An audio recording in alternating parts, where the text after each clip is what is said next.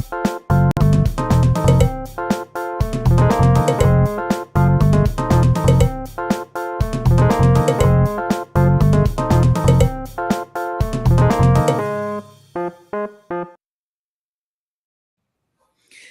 friends and welcome to today's episode of Booked. I'm your host Saffron Asteria and I'm joined today by Amanda Linnemeyer. How you doing? Good. And as I was just telling you before, I'm super impressed you got my name right on the first try. I try. There are some that I really cannot get to grips with. We've heard everything under the sun, including completely just random letters added in that definitely don't exist in the name. So I love that. I think it's very nice that people try. I also I really struggle with people's names and I want to get them right, but sometimes I'm like, I've tried it 7 times and I'm not going to get it right. So let's just come up with a nickname because it's going to be easier for both of us. I'd be okay if everybody had to wear name tags all the time with like phonetic pronunciation on there because I'm horrible with names. Horrible. Me too.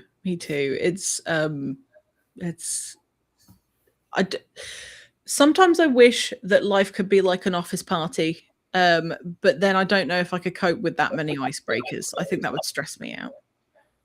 Yeah, I don't know if I'd go that far. No. I'm romanticizing the office scenario, but anyway. So we have. You're just making me think of The Office with Michael Scott and his way of remembering people's names with nicknames. Yeah. I would love to have a boss like Michael Scott. He is so friggin' funny. Have you ever seen the British version of The Office, like the original? I've seen one episode, and it was enough for me. I like the American. I like British humor, like Good Omens and some other shows like that I've watched, but that particular one just wasn't quite for me.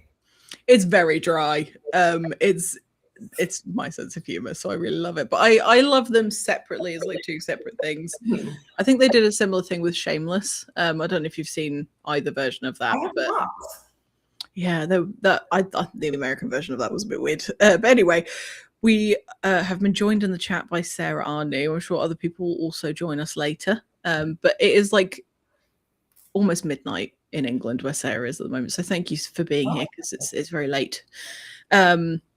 So before I start rambling on about stuff that doesn't make any sense, I'd like to ask you my first question, which I've started asking people recently because I've been really excited about people's answers. When you were a kid, what did you want to be when you grew up?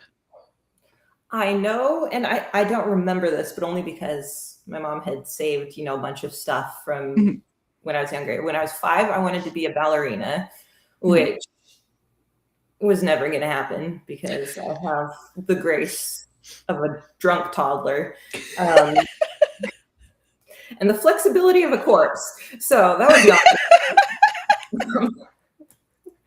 I remember wanting to be a hairstylist for a while because I had an aunt that did it. She had her own shop in her backyard, and I just thought that was like the coolest thing ever.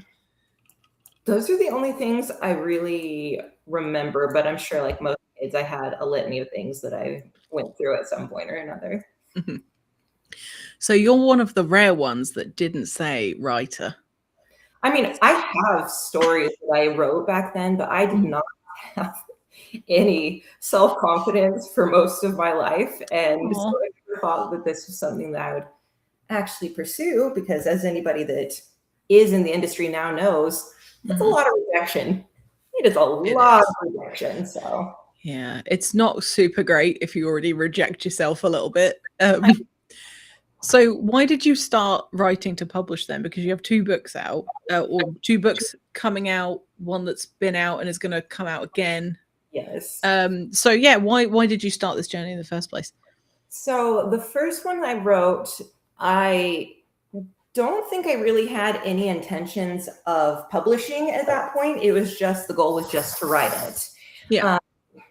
Because I think I hadn't admitted it to myself for a long time, but I did want to do it, but just didn't want to admit it because then I'd be letting myself down, I guess. It was after I had my daughter that, I knew someday she was going to grow up and I was going to want to tell her to go after her dreams.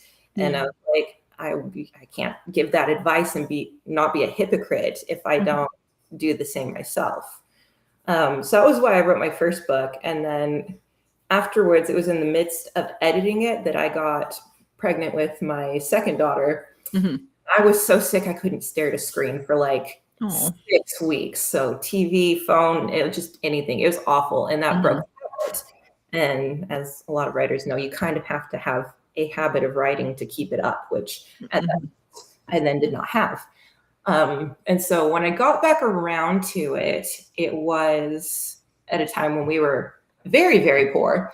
And I was trying to find something I could do, which, you know, ironic now because writers, you're not making any money. But I had found this job online that was like, get paid to read books. And I was like, okay, well, that sounds like the best thing I've ever heard in my life. And I like put my heart and soul into that application. God, I don't even know how many thousands of people applying for like, it's like 3 or 5 positions that they needed people to read and review on them. And honestly, I didn't get it. And I was very distraught. And then I just, in the midst of that, was like, well, what am I supposed to do? And I kind of felt like, I don't know if you're religious or not. I felt like getting hit over the head where it was like, you already know what you're supposed to be doing. You're supposed to be writing. And so I've jumped back into it and haven't stopped since. I'm really glad that you finally got to do this thing that obviously like you were supposed to be doing all along. So when was this? Was it like 3 years ago, 5 years ago, 1 year ago? Okay, so my younger daughter, she is about 5.5. So I guess that would have first been about like 7 years ago that I would have written the first book, and then came back to it, I don't know, maybe 3 or 4 years ago. Wow. So there's a decent gap there, but that's wild. So I love that your writing started from a place of like wanting to be brave for your kids, basically, because that's what it is. Like when you write something, and you know this, you know, as well as anyone that's in this position, to write something and have other people, strangers, read it is such a vulnerable choice. Oh, I'm way more scared having people I know read it. That's way worse. Well, I suppose it depends how kind they are and what the subject is, because I know a lot of erotica authors that don't let their family read stuff. Nope, that's definitely not what I write. I'd gathered that, but yeah. So do you feel that your confidence as a person has grown in any way from yourself so much. through this rejection? Kind of funny story that ties into this. So I have a friend, Amy, that with the other book, the first book that came out and is then going to be coming out again, she'd said for a while that she wanted to read it, and then finally did and loved it. And then with this new book coming out, she's like, can I admit something to you? She's like, it took me a long time to finally commit to doing it because I was worried that you were going to be horrible at it and our friendship wouldn't survive. She's like, I'm so glad you're actually good at what you do. I love that so much. I laugh about that like almost every single day when I think about it. And because it is funny to me now, because I finally am like, yeah, I am okay with my writing not being for everyone, because it is so subjective. Everyone has different tastes. But if you do happen to like this kind of stuff that I'm writing, I'm good at what I do. And I have a lot more confidence in at least that aspect now. So that's good. That's good. And I think it's going to grow over time, isn't it? When you know, go through all these different weird and wonderful experiences in your publishing journeys. Because I know with both of your books, you didn't self-publish either of them. I don't think you have gone through publishers. So, so is it Symbiotes? Yeah, Symbiotes. Was the first. Okay, you are so good at pronouncing everything everybody else gets wrong. I've been I'm not joking. I have been practicing. Because this is live, I can't undo it. So I remember seeing the first iteration of this book on Twitter, as in like, yes, I remember that cover. I remember that coming out, and I remember thinking anything but the face. It is blurring the name. There we go. So I remember putting that on my TBR. I still haven't read it yet because there's too many books out there. But I'm going to get around to it eventually. But then you had to find a new publisher. I did. And actually, they had offered on it the first time as well. Oh, and so I was kind of on a long shot, because I had another offer too. But I was just like, okay, I should just email them. So I went back and found the email chain from like 3 years before and was like, I don't know if you might still be interested in this. And she was like, yes, and I can offer on it again on the spot. So that's cool. It was such a relief because, I mean, that was kind of one of those moments where you get it and you just stare at your screen being like, I'm reading this wrong, aren't I? Like, this can't be just taken away just like that. But it seemed to happen very quickly as well. Like, so, I mean, I'm not going to ask you to like go into the ins and outs of what happened unless you want to talk about it. I mean, I'm happy to share some because I already wrote an article about this at one point. I still don't know the reason is the thing. It was just undisclosed personal reasons, effective immediately. Everything is shut down. So my book had only been out for 3 months at the time, I think. Yeah. So this, whatever had been going on, had been happening in the background without me knowing. And so I was like, oh, so that's why I haven't been getting any support on this at all. Right. Is because something's been happening. And now it at least, I guess, makes sense. But, you know, you go the route of not self-publishing because you think you're going to have at least some help from even a smaller publisher. I have, over the many months since that happened, managed to get the extra printed copies.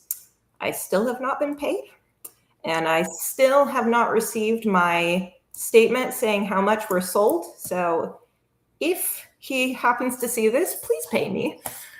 Please pay Amanda. That's not very nice. It's not very nice. Tell you off. That's bad business, that is. Okay, well, I'm really sorry that happened to you, but I am also glad that you've been able to find a new home for your book. And it's with Rowan Prose, and oh my gosh, Kelly, it's in charge of it. She's so on top of everything. She's amazing to work with already. It's been so nice. I'm so glad. I think that's something that is such a varied experience for people working with any press, whether they're a bigger one or a smaller one, is that you don't really know what kind of support you're going to get. Like, it's not this set thing where you have this expectation of like X amount of marketing help, X amount of this, X amount of that. So I'm glad that you found somewhere that is going to hopefully protect your awesome work. I love the new cover, by the way. It's really beautiful. Yeah, I mean, it's really cool that I get to have 2 editions. So in the meantime, I'm just selling off like directly my extra copies and telling people, if you want the limited edition print run, then there's this, or you can wait for the new cool cover to come out. So where can people buy that, by the way? Is it through your website? I've just been having people contact me directly, either through the website or through Instagram, and then just mailing it directly to them. Amazing. I've had several people that have done it. If you need references to prove that I trust you. I trust you. Well, if anyone is interested in doing that, I have put a QR code with the link for Amanda's website right there. So, I mean, you could do that whilst the show's going on. Just saying. I am not technologically savvy, but I work very hard on that.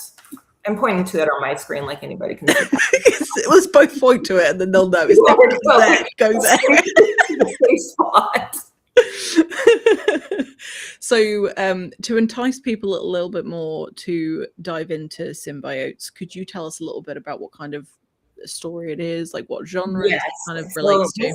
This is good for me to practice because this is what I'm absolutely the worst at. Okay, we can do this. Come on. I sit behind a computer for my job for a reason. But I really am so proud of the book. So it is, I finally decided after many long years, it is a dystopian horror in a fantasy setting. Okay, cool. That's the main aspect of it. But, you know, I was telling you before we started that I read really widely. I read almost every genre. And so a lot of it makes its way into my writing, even if it's not that. So like my youngest brother that read it, he was like, I really like the mystery aspects of it. And, you know, I've had somebody else be like, oh, I liked this aspect of it. Cause you know, I just like elements of all those things. So I kind of weave it in, even if it's not the main genre or whatever. So it's about a girl named Sora, and she lives in this night-dominated community on a second world. So they're not human. She is blue. Amazing. It's not just lighting. It's not just lighting. She is blue. And their community is very isolated from the rest of the other communities that they know about. And there's a lot that they don't because it's a very dangerous place. But they thrive by bonding with fungi, with symbiotes that give them special abilities. So there's ones that can help them make plants grow certain ways, so they like can construct their homes and buildings. There's ones that they can create light by secreting a substance. So I tried to choose things that are exaggerated elements of things that mushrooms can actually do, because there are mushrooms that can glow, and mushrooms that we use for medicinal properties. So there's some people that their blood can then heal anyone they give a transfusion to of pretty much anything. So things like that with the extensive mushroom research that I did for the book. But anyway, she does not like the community. This is super long-winded. This is not an elevator pitch. It's okay. We're workshopping it. It's all good. I'm still learning too. So she does not like the community because they're very controlling. And so she wants to try and find a way to make changes, but changes start happening on their own in ways that she doesn't like, when she and her group of friends stumble upon a death shroom. And shortly thereafter, people start dying, including a good friend of hers. And there are others that turn into essentially puppets of themselves. Their personalities are wiped, but they're still functioning. And she has to try and figure out what's going on and who's behind it and stop it, all while dealing with the mystery symbiote she accidentally bonds when trying to flee through the forest where the death shroom was. So, wow. I am so looking forward to reading this. My subconscious is very creative. It took a long time, I will say, for my writing skills to catch up with my concepts. But I think that's got to be very common though, because when we first set out to tell our first story, it's so exciting because you're like, this imaginary thing that I've made up and is in my head, I get to put that down on paper.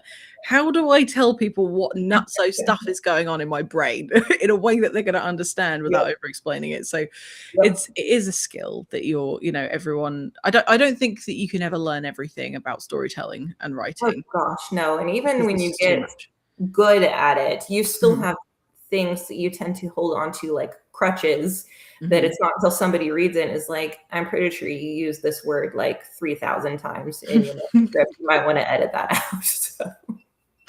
Is there anything that so obviously writing these two books, from the time that you wrote the first one, from the time that you wrote the second one, did you find that you were like changing how you were writing or structuring things in that space of time? I don't need specific examples if that's too much to think of. If I can honestly say how much time was between these two, because I'm working on book 12 now, actually, for ones that I've written.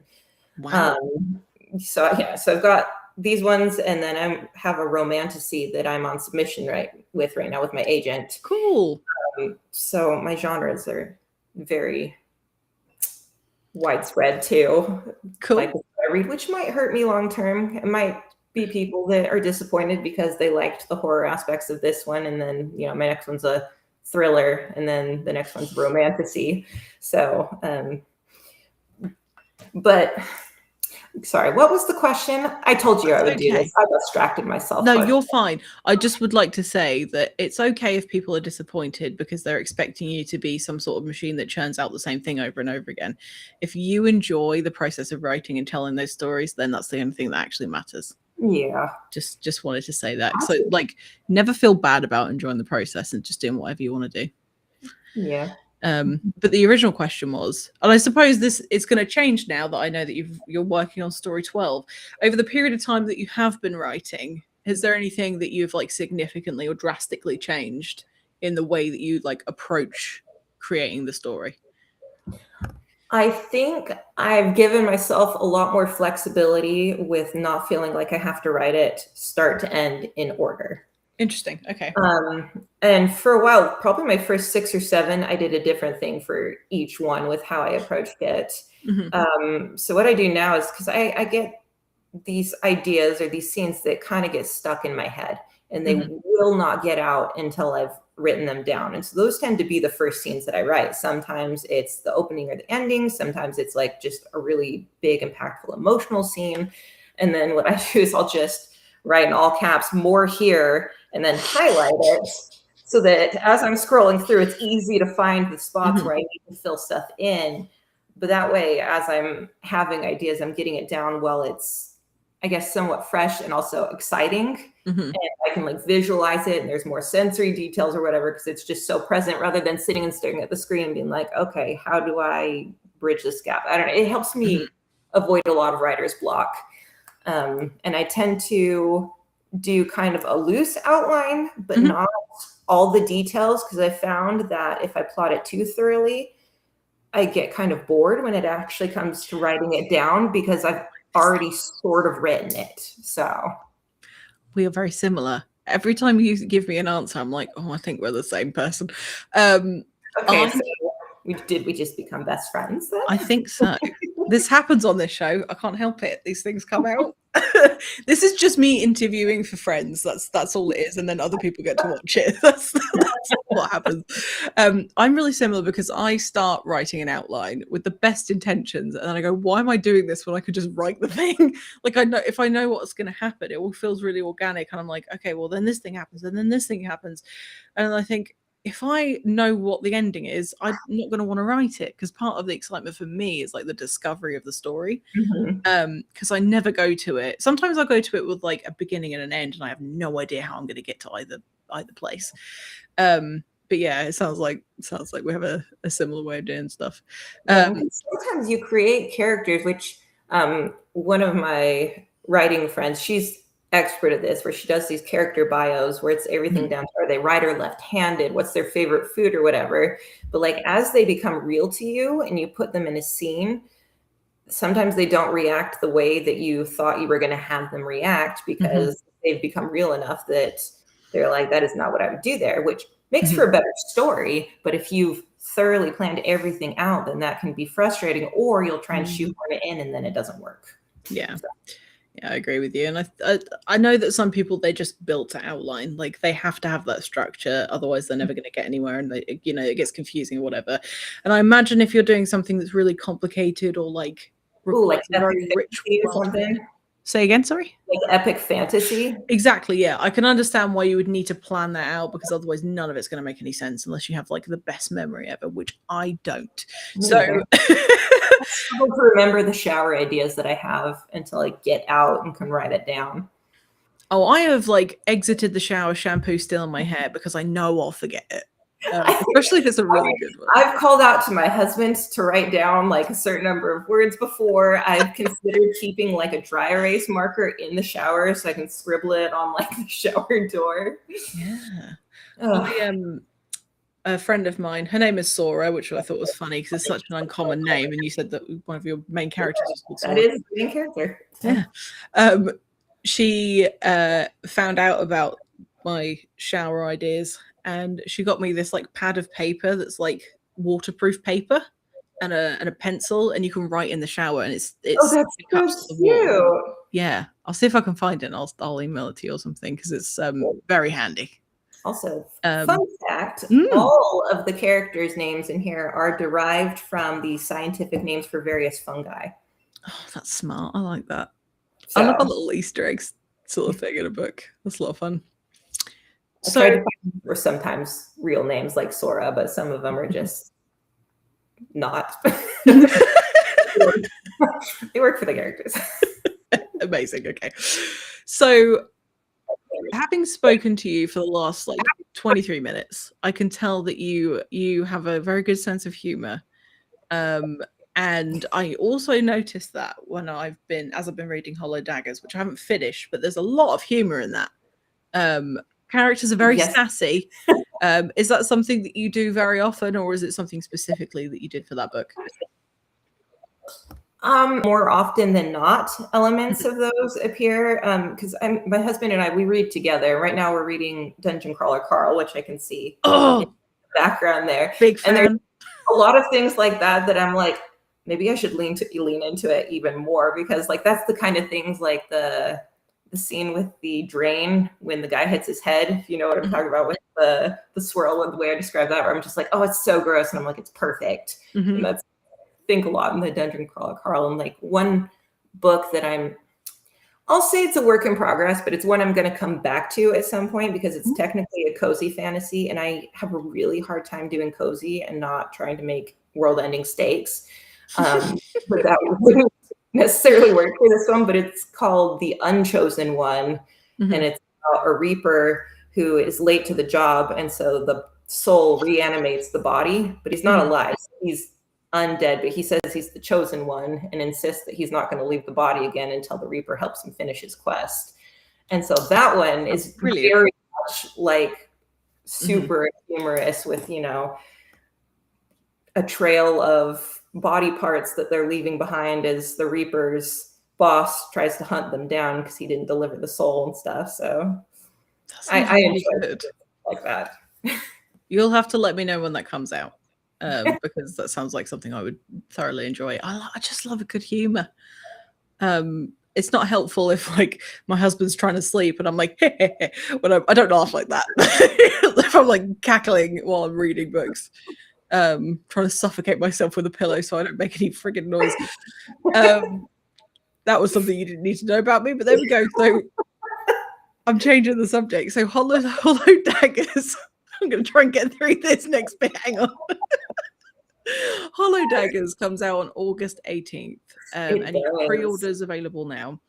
So for those who might be interested in reading this book, could you tell us a bit about that book? Yes. So it is not even remotely similar to Symbiotes. So it is a speculative thriller with humor in it. And my husband always goes, Amanda, if they're not a writer, nobody knows what speculative means. It has fantasy elements, but it's set in the real world. So the main character, Baz, he is a Cupid and works for this organization called the Hollow Daggers, but doesn't know much about them. But in order to mentally cope with the bad things that he is occasionally asked to do or witness, he has fractured his personality. And when he messes up a job and they come after him instead, he has to find a way to regain these parts of himself along with the skills that he learned in each persona in order to be able to take them down before they succeed in ending his career with them. Awesome. So how long were you writing this particular book? Is it something that you got through pretty quickly? Okay, so if we're talking first drafts, my first drafts are not super messy, but they're also not complete.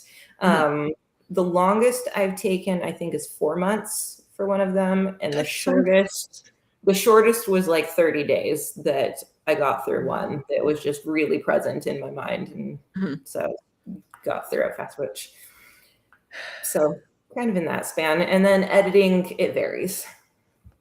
See, this is where we're not the same because I am much slower than you. Part of it was that, so my youngest is starting kindergarten next week, but before, like until this point, I've had very limited time to write. And you'd think that you'd get less done, but I just would get in the mindset of a little bit of the ADHD hyper-focused mindset of, if it's not like, this is it, this is my time that I have to do it. And so I would just be able to jump in and get more out before getting interrupted, which happens frequently as a parent. So. Yeah, I imagine it does. So do you enjoy every part of the process of writing, or is there something that you like the most out of the whole thing? Oh, that is tough. I would say line edits specifically for word choice is definitely my least favorite thing, because it's to the point where you're like, I hate this word with every part of me. It's like one that I just finished doing to send back to my agent for another pass. It's called The Hopefully Last Life of Cleo Cater, and it's Romeo and Juliet reimagining with two feuding families that have reincarnation, but every time they're reborn, the youngest member of each family are curse compelled to seek each other out and kill each other. But I just had one of my beta readers that was like, you might want to do a search for the word but. And not like, it was like 1,000 times that it was used. And there was like one paragraph where it was like used 6 times in a row. And I was just like, oh gosh. And so like, as I was doing that, I was just like, I hate this word so much by the time I was done. But I have to ask. I have to ask, is it a but with 2 T's or 1 T? Because okay. I just have to ask. It's YA, and so I gave the character a very like sassy, melodramatic personality where everything is just felt so deeply. I still have my journals from when I was that age, so sometimes when I'm writing young adult, I'll read back through, and it's kind of, I mean, it's very cringy and painful, but it helps me do that. Sometimes I like use it to defend my characters from people, and they'll be like, I don't think anybody would fall in love this quickly. And I'll be like, joke's on you, because I fell in love 4 times in one journal. So, well, I mean, you could publish those in a special edition version of this book. You know, I burn them at some point. Why not? You could do that. You could release them as like a monthly Patreon blog or something and get people to pay you for your deepest, darkest secrets from your childhood. I think I'd have to leave the house with a paper bag over my head. It's so cringy. So cringy. Or you could post them under a different name and wear a mask. A pseudonym or a pen name just for that. Yeah. I don't think that's a terrible idea. I don't think it's a good one, but it's not terrible. There's worse ones, yeah. Definitely. So hang on, brain working. So Hollow Daggers, as I said earlier, is out on the 18th of this month, and that is published through Phoenix Marai. I think that's yes, correctly. And then their Wings Illusion imprint. Mm-hmm. So how did you get published with them? I'm pretty sure that this one is from I can't remember what they call it, like Small Pitch or something like that on really? Twitter. Yeah, I think that was where that one came from. I don't know. It might actually be the case for both of the indie ones that I've done so far. That's really cool. I've interviewed the lady that created Small Pitch, and I will say there is a website that they have now. Millie Abacassis is the one that spearheads it, and there's like tons of cool resources if anyone's interested in looking at that. Like they've definitely just super expanded that. There's so much on there. Yeah, it's really cool. I actually have met so many authors now that have found their publishers through that. I think it's a fantastic choice because I know that like the querying journey is can be incredibly degrading and stressful and take a very, very long time. Yeah. Why have you chosen to query like at all? And not because I don't think you should, but like why do you think that was the right choice for you? Because I know self-publishing is an option and people have their reasons for not doing things and doing things. I kind of told myself early on I was not going to put money into it before it started coming back. That makes sense. So that's been a big part of it. Plus for me, the eventual goal is always traditional publishing, though that's of course issues on its own too, as all of them do. But you know, because with both of these, I had sent it to agents first, and Symbiotes especially, I had quite a lot of agent interest. But both of them were, you know, it was I don't know where this would end up in the market. You know, I don't know where I'd place. I enjoyed it, but I don't know where I'd place it. I think they would have been okay because it's done well. Yeah, I mean, the fact that you were able to go back to a publishing house and be like, hey, you know how I rejected you before? Do you still want to get into this? And they were like, hell yeah. Oh, that's quite a flex. What, sorry?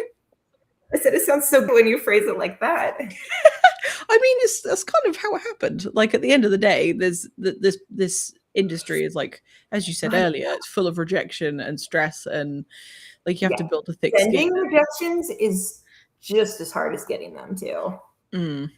I bet it's a little bit satisfying. I think if I had had the opportunity to turn someone down that had previously turned me down, that might have been the case.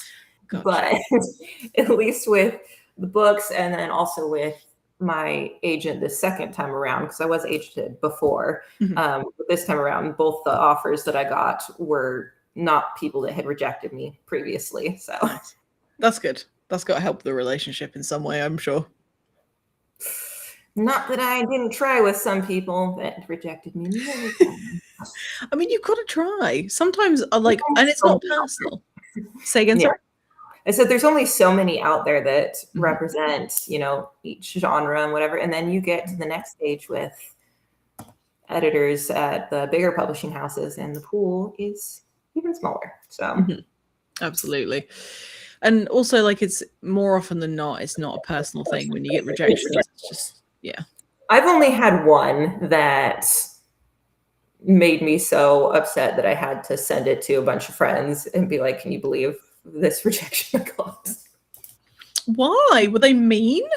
They were, okay, so they had liked one of my pitches during a pitch event, and I sent it to them, and when they eventually responded, they didn't say a single word about the book. It was all about how I had previously published with a small press and my numbers weren't impressive enough that I would never get anyone to want to pick me up or publish me traditionally at a bigger level.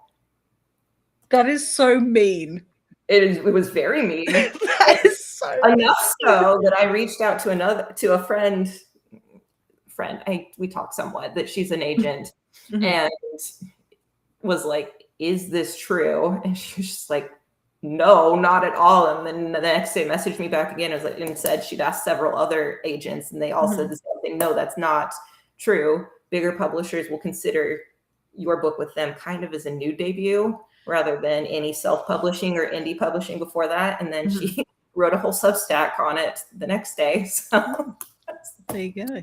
I have motivated at least 2 or 3 of her posts with things that I've had happen that I've had to ask her about. So that's wild. That's my so journey wild. has not been typical.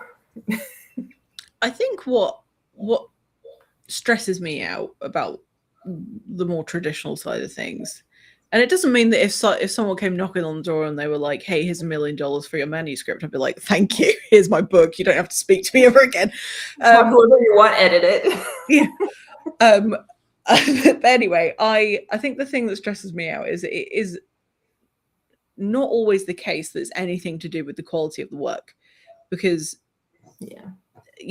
I mean, I've read lots of traditional books that are really awful. Like that doesn't have any bearing on it. Is a lot of it is market and, you know, what they think they can sell. And I get it in terms of like being a business, but it doesn't make you feel any better when you get rejected. But yeah, I mean, it seems like you're gaining some traction, and, you know, you've got 2 separate companies that are willing to put, you know, time and money into you, and that's got to feel good. Yeah, it does. And, you know, that was part of the gradual building up of some self-confidence and getting to the point where rejections aren't crushing anymore. Because I do remember that early on with like querying agents and just being just absolutely devastated when it didn't work out. So yeah, I mean, it's going to be really easy to take it really personally as well, because you put so much love and time and sweat and tears and vulnerability into the thing that you're trying to get people to believe in, and when they can't see the vision, it's like, oh, you must be blind. The very first book that I got beta readers on, and they were friends that I knew that enjoyed reading. Don't do this. It's just don't do it. And one of them got back to me and was like, nobody's going to want to read a protagonist like this that is so doubtful about herself, and be like, she's really cool, so you should lean into that. Stop making her doubt herself. And I'm like, nobody's going to want to read this, huh? I literally based that off of myself. Thank you so much. Because that was me, like my whole childhood, you know, I was top of my class and everything. I put this inner pressure that I had to have the best grades on not even just each class, each test, each paper, each assignment, you know. And then as valedictorian. I never missed a day or a class of school because I just had so much internalized pressure that I had to prove myself, but never was proud of myself afterwards. It was just almost like, oh, thank goodness. Now what's the next thing? And it took a long time to get to the point where I was like, no, I do have value independent of how I do in classes and whatever. And so to have someone that I'd considered a friend being like, nobody's going to want to read about a character that doubts herself that much. Like, all right, thank you. Thank you for that. Well, I don't agree. I mean, I haven't read it, but I don't agree with that. Very many people. That one has not. That one has not come out. That is deep in the blog. So I do hope that going through this period of being able to like bring these stories to life and share them with people, I do hope that you do feel at least a bit of pride for doing work. You know, nothing else. You know, I've almost finished writing my 12th book, and they probably will not all see the light of day. Some of them I still hope will. But it is an accomplishment. I know many people that have been working on writing a book for a decade or 2 decades or whatever. So it's not something everybody can do. Yeah, I agree. It's such an intense commitment, and especially with the stresses of life, it's not something that everyone can do. I didn't know that I could do it until I was told you just have to write a really bad version first. And I was like, you can do that? It doesn't have to be good. Oh, I can do that. And that was like the best piece of advice that I've had in my entire life. Yeah. Anyway, I'm really glad that you have been able to explore that part of yourself, and it's cool to hear that you are like developing more confidence in yourself, and that makes me happy. Of course. So this time has gone by incredibly quickly, and I would like to still ask the questions that I ask at the end of every show. So I'm going to do that now. So as an author, what does success look like to you? I will answer that in the frame of my eventual goals. Okay.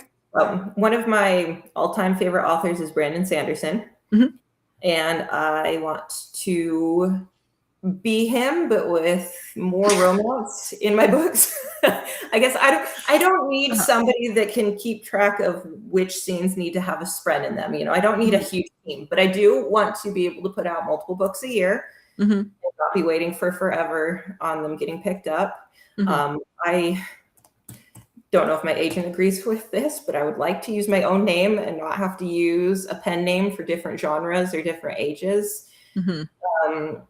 Because it's kind of like we were saying, I've worked really hard to get to the point where I have this self-confidence, and I want to own it as myself and not under pen names, but we'll see about that. But, I want to see my book on the shelf at the store and not just online, and see somebody sitting on a bench reading it, or, do a signing and have people showing up early to make sure they get a good seat. Things like that. It's the small moments, things that I remember doing as a reader for other authors. Like, I remember waiting in line for hours at a library for Christopher Paolini to come and do a reading and signing. And so I want to be on the other end of some of those experiences that I've had as a reader. I really hope that you achieve all of that. I really do. I don't know how to quit, so I will either accomplish it or die trying. I think that you'll probably be just fine. I think that you'll be able to do it, because half of it is the stamina. Like, I see people, you get flashes in the pan, and they appear, and you see them all over social media, and they're like, oh, they've got this book out, blah blah blah, and then that life gets in the way, and they just haven't got the stamina to do it anymore. But it sounds like even if life did get in the way, you would push it out of the way and carry on doing what you were doing. I would still writing. It's what keeps me sane. Having something that I can do for just myself, that I can pour all my imagination and creativity into, and create something that didn't exist before. It's just really cool. It is very cool. It's super cool. So the last question that I have for you today is, if you could go back to when you first started writing, now we're talking about like as an adult, and give yourself any advice at that time, what advice would you give?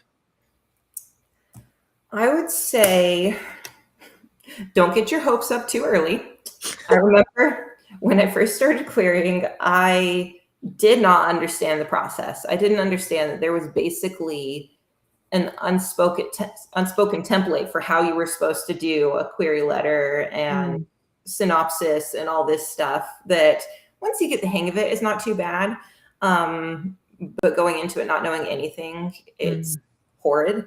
And so I just thought, oh, I wrote a book. It has a good idea. I'm going to find an agent. They're going to help me fix it up. Well, in this day and age, when everybody and their mom wrote a COVID book or a book during COVID time, agents were so inundated with so many things that it kind of got to the point where, with very few exceptions, the concept was not enough to take it on.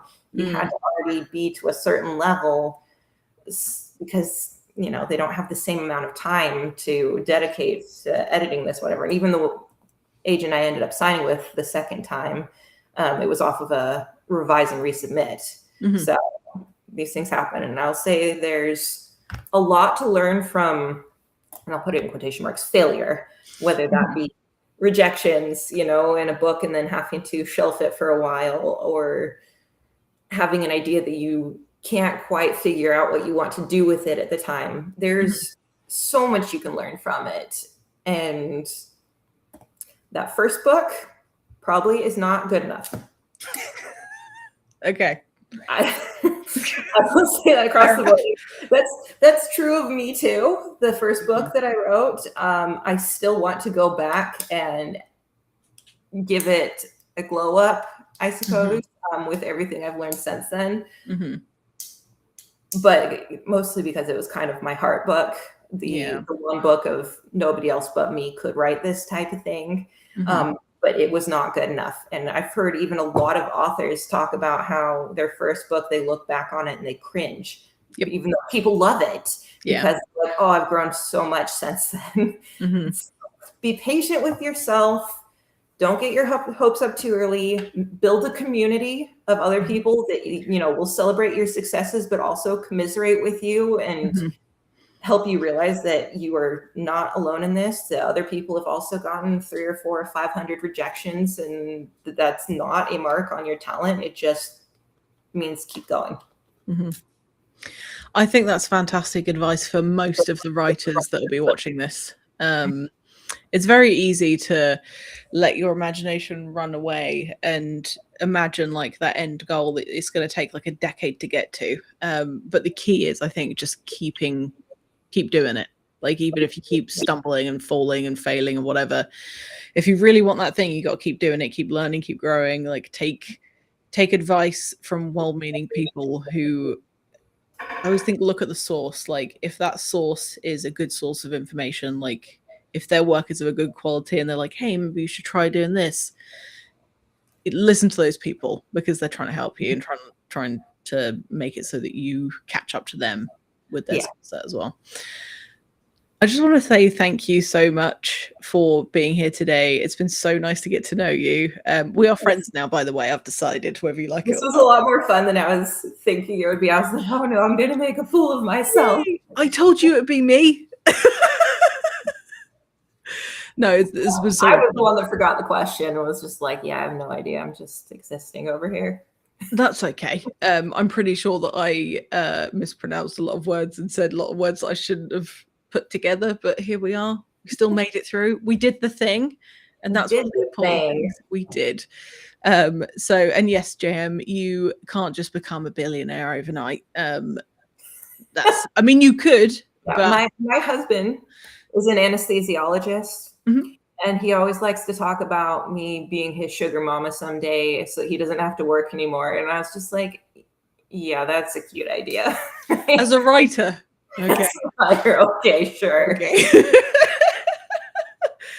But as long as you are enjoying it, that's all that really matters. And if you can reach all of those goals that you just talked about, which I really hope that you do, then I will.